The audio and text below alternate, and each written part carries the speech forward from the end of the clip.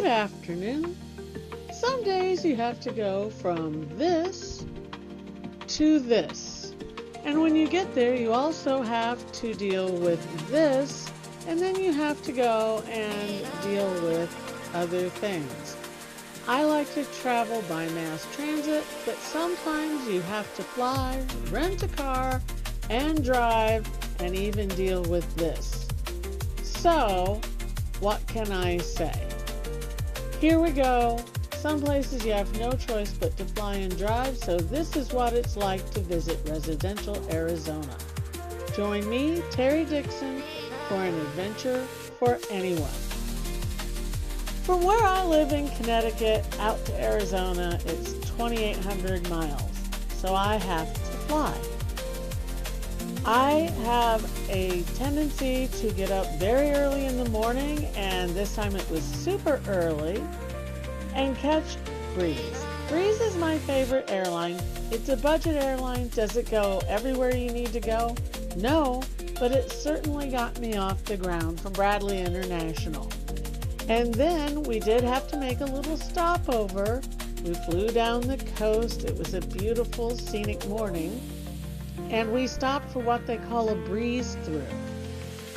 For those of us going all the way to Phoenix, we didn't even get off the plane. It was like being on the train. They dropped people off, they picked people up in Norfolk, Virginia, and then we were happily on our way, taking off next to the pond again on our way out to Phoenix.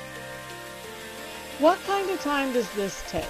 Well, it took about 6 hours to stop over in Norfolk, and then on the way back it was a direct flight, so it only took 5.5 hours. So that's the kind of timeline you're running.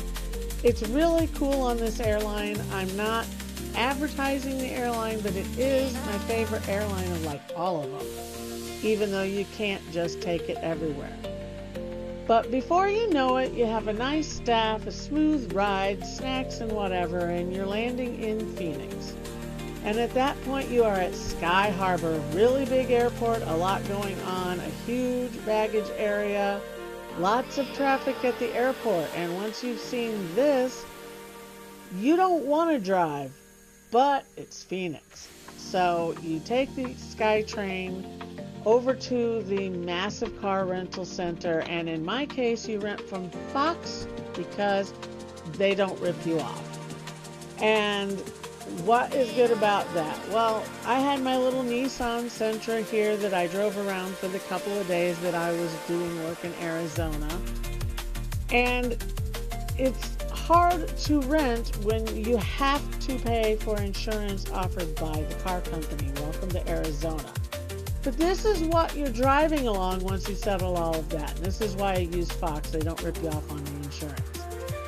You have trenches. You have traffic. You have every single road has multiple lanes. It really does. You've got to be on a real side street to not have at least 2 lanes going each way with a trench or median down the middle, turn lanes everywhere, and all of that. Another thing you will encounter is, as you can see, we are just zooming past the school zone. There are 2 speeds of driving in Arizona. There is stop, and there is floor it and go 80 miles an hour. It's how they drive. You see a lot of accidents. A little rain shower will get you a big accident because they drive so fast. And another thing you're going to encounter is the longest traffic lights you've ever sat at. I couldn't find the actual minutes that it takes to get around to you, but it's a long time.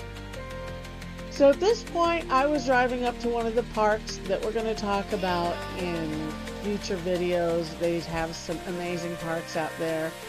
And even out in the desert, you've got some traffic. And even they drive pretty fast. This is the entrance to Paloma Community Park, and people are still driving pretty quick.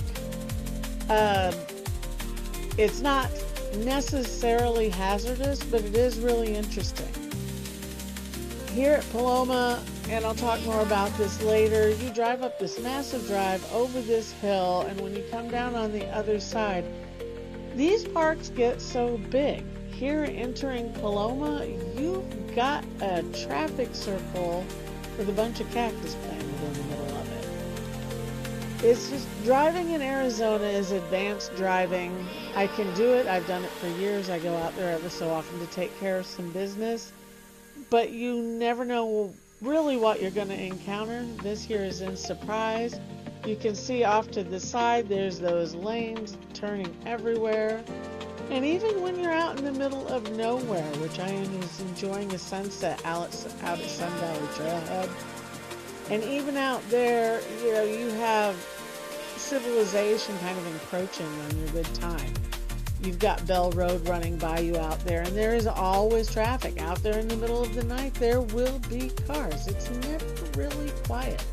Arizona is a very busy, busy place, and you have to be ready for that.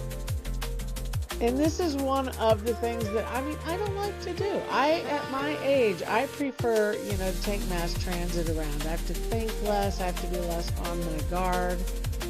The scenery driving in Arizona is beautiful, as you can see, but a lot of those drivers are just really treacherous. Here you can see, that is just 83rd Street going by back there. This is just a park. The parking lot's massive. So that's how it works. But before you know it, you're back to this, and you're back to a little bit of this, and you are back to the garbage cans that have entertainment for you that's at Sky Harbor Airport. And after a couple of days, I was learning how I need to save water and hanging out at Sky Harbor, it's a really nice airport these days. It used to be terrible. It's much better. You got a lot of viewing there.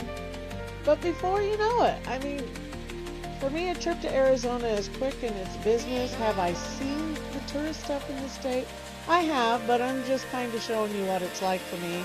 I have to hop out there for a couple of days to take care of a family member, and then I go back home. So here you've got all of the stuff going on at Sky Harbor. It is kind of an education in that place. But I did all of my traveling during the partial government shutdown, and I had absolutely no problems, just so you know, even at Sky Harbor. And before I knew it, I was back home in Connecticut so that I could go home and get some sleep.